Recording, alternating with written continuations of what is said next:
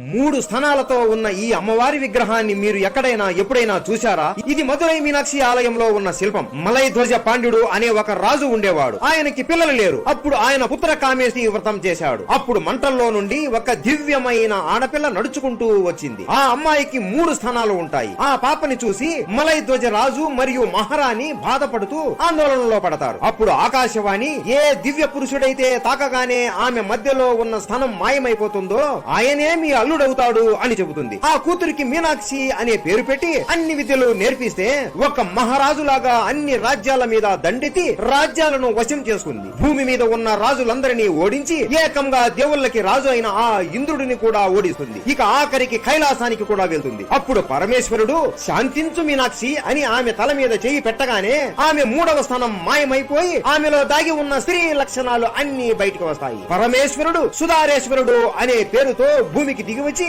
మీనాక్షిని వివాహం చేసుకుంటాడు. అలా మీనాక్షినే మధుర మీనాక్షి అమ్మవారిలా మనం పూజిస్తాం. జై మీనాక్షి దేవి. Download ShareChat.